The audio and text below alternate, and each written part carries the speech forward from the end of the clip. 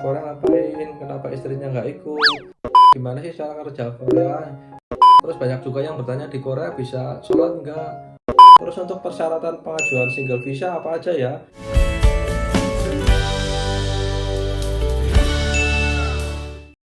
Halo semuanya, maaf ya vlognya dibajak lagi. Jadi kali ini aku mau share, mau cerita kenapa aku ke Korea lagi dan istri itu di rumah. Kan banyak yang komen, ke Korea ngapain, kenapa istrinya nggak ikut, kenapa anaknya juga nggak ikut. Nah jadi pada kesempatan kali ini aku mau jelasin ke kalian semua.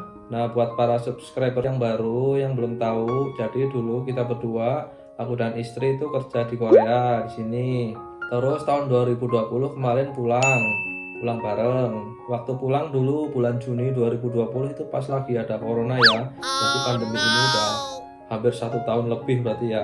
Dulu waktu sebelum pulang juga prokesnya itu sangat ketat. Jadi sebelum pulang di sini aku diwajibkan untuk tes PCR dulu, baru boleh pulang ke Indonesia. Nah kali ini setelah 1 tahun berlalu, aku berangkat lagi ke sini karena dulu waktu aku pulang, aku itu dapat visa kunjungan 3 bulan. Jadi dulu waktu sebelum pulang, aku itu dapat form kayak semacam kertas gitu. Itu sebagai salah satu syarat untuk pengajuan visa kunjungan 90 hari. Nah surat itu berlaku 1 tahun. Nah kemarin sebelum surat itu hangus, aku waktu pengajuan visa itu tanggal 27 Mei. Aku urus ke Jakarta.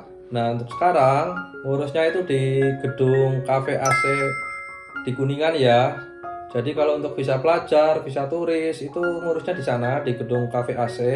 Kalian follow aja IG-nya Cafe AC. Nah, buat kalian yang ingin ke Korea itu di sini tuh ada pengumuman-pengumuman penting pokoknya di IG-nya Cafe AC ini. Kalian harus follow, terus diliatin info-infonya itu di situ biasanya di-share.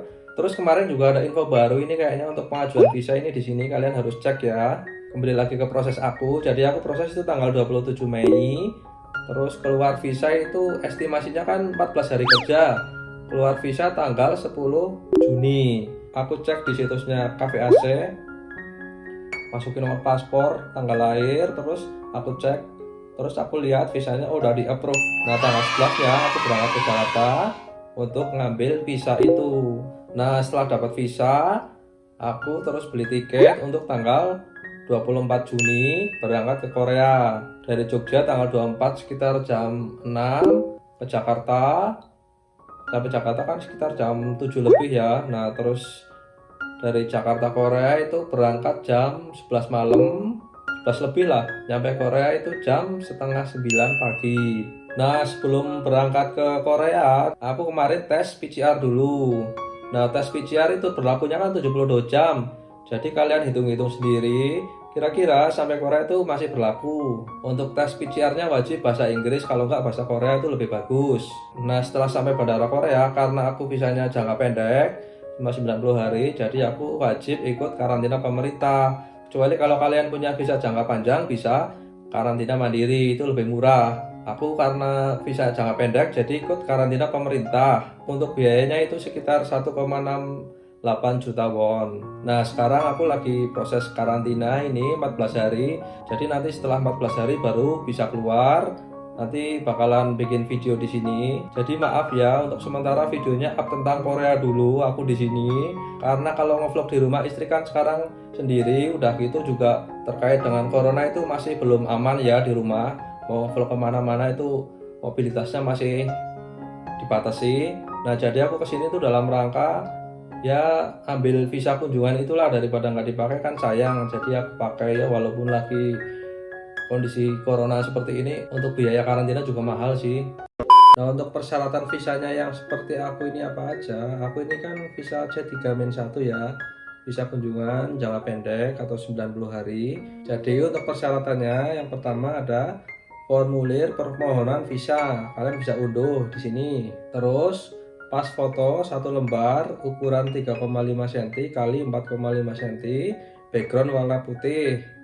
Nanti ditempel di formulir itu, dan sisain juga ya sekitar 2 atau 3 foto lah, kalian bawa aja buat jaga-jaga. Terus paspor asli yang masih berlaku minimal 6 bulan dan fotokopi paspor halaman identitas 1 lembar. Kalau bisa fotokopi berwarna ya, serta fotokopi halaman visa negara beserta cap negara yang pernah dikunjungi. Terus yang keempat, fotokopi kartu keluarga dan KTP. Terus yang kelima, SKCK asli Polda berlaku 3 bulan. Terus yang keenam, formulir khusus hasil pemeriksaan tes TBC di rumah sakit yang ditunjuk. Kalau kedutaan Korea itu di Rumah Sakit Medistra di daerah Kuningan juga. Terus yang ketujuh ada formulir persetujuan karantina. Ini pas pengajuan di Jakarta sih, kita dapat formulir ini, suruh tanda tangan. Nanti kalau sampai Korea bakal karantina pemerintah, oke, gitu, tanda tangan aja. Terus yang ke-8 ini yang paling penting, surat dari imigrasi. Jadi bahasa Koreanya itu Jajik Julguk Gakinso. Nah, ini salah satu persyaratan yang kalian nggak boleh lewatin. Nah, jadi untuk visa kunjungan yang seperti saya ini ya, mantan pekerja dulu, cuma kayak gitu aja. Terus untuk persyaratan pengajuan single visa apa aja ya, tapi sekarang sepertinya masih tutup ya. Ya buat share aja, siapa tahu ntar sebentar lagi buka. Kalian bisa siapkan data-datanya dulu. Yang pertama, formulir pendaftaran visa, diunduh di sini juga ini. Nah, terus yang kedua, pas foto ukuran 3,5 x 4,5 dengan background polos warna putih. Terus paspornya yang masih berlaku 6 bulan sama aja. Terus fotokopi lembar halaman informasi pribadi paspor dan halaman cap imigrasi jika pernah ke negara lain. Itu kalian fotokopi ya. Terus surat keterangan kerja asli jika bekerja, dan atau surat keterangan pelajar asli jika masih pelajar, atau fotokopi SIUP jika wirausaha atau wira swasta. Terus fotokopi kartu keluarga. Nah, setelah itu dokumen keuangan, kalian pilih 2 ini. Di antaranya ada rekening koran 3 bulan terakhir harus dicap basah oleh bank. Terus yang kedua, slip gaji 3 bulan terakhir. Terus yang keempat, surat pembayaran pajak atau SPT. Terus yang kelima, detail penggunaan kartu kredit 3 bulan terakhir. Terus yang keenam, fotokopi surat tanda kepemilikan kendaraan roda 4 atau BPKB mobil atau sertifikat rumah. Itu yang dokumen keuangan kalian cukup pilih 2 aja ya. Nah, untuk persyaratannya gitu aja sih. Jadi untuk yang mau berlibur di sini itu nggak diwajibkan ini tabungannya harus berapa gitu, itu enggak. Yang penting kalian lengkapi aja ini. Nanti setelah pandemi berakhir dan Korea udah mulai buka, kalian bisa ajukan itu ke Cafe AC. Nah, gedung Cafe AC itu di Lotte Shopping Avenue, itu di daerah Kuningan. Nah, kalian bawa ke sana, itu persyaratannya udah lengkap. Untuk biayanya berapa, kalian follow IG-nya aja, di sini ada informasinya. Kalau kalian mau pengajuan visa kayaknya harus sering cek IG-nya Cafe AC ini, karena semua info tentang visa Korea akan di-up di sana. Nah, kemarin aku ini kan visa C3-1 itu cuma kena sekitar Rp780.000 aja. Nah, nanti selama di sini kira-kira nge-vlog apa ya? Apa tentang K-pop, apa tentang kuliner, apa tentang belanja, apa tentang perkebunan, atau yang lainnya. Kalian bisa komen di bawah. Terus banyak juga yang komen gimana sih cara kerja Korea. Jadi yang pertama, kalian itu harus kursus bahasa Korea di LPK. Cari yang dekat rumah aja biar bisa dilaju, terus ya biar ngirit biaya gitu. Nah, nanti kalau udah masuk LPK, nanti kan biasanya sharing-sharing mau ke Korea gitu. Jadi kita itu tahu gitu loh prosesnya. Nanti biasanya di LPK juga akan dipandu sampai kita terbang gitu. Nanti ada tesnya, itu biasanya 1 tahun sekali. Ini kemarin habis ada tes ya, karena ada corona terus sempat ditunda, terus akhirnya udah berhasil tes dan udah ada pengumuman lulusannya. Ya, semoga sebentar lagi teman-teman pada dapat kontrak kerja dan bisa berangkat ke sini. UMR-nya di Korea berapa untuk tahun 2021 ini? Sekitar 1,8 kalau enggak 1,9 juta won, ya sekitar 20 juta lebih lah. Jadi ya lumayan ya. Nah, untuk biaya hidup di Korea itu lumayan tinggi ya. Sekali makan itu sekitar ya 5.000 won, itu sekitar Rp60.000 itu sekali makan. Untuk penginapannya, misal di Gosiwon atau di Gesos itu sih lebih murah, sekitar ya 30-50.000 won lah 1 malam.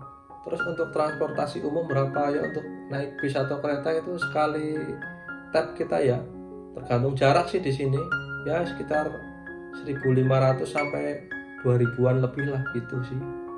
Terus banyak juga yang bertanya di Korea bisa sholat enggak, di Korea ada masjid enggak. Nah sekarang ini di Korea itu udah banyak banget musola, gereja juga udah ada, gereja Indonesia ya, terus musola-musola juga musola Indonesia. Jadi orang-orang Indonesia yang buat musola di sini. Untuk waktu sholat bagaimana? Ya biasanya sih kalau waktu sholat kan pas jam istirahat, jam 12 siang sampai jam 1 itu biasanya istirahat.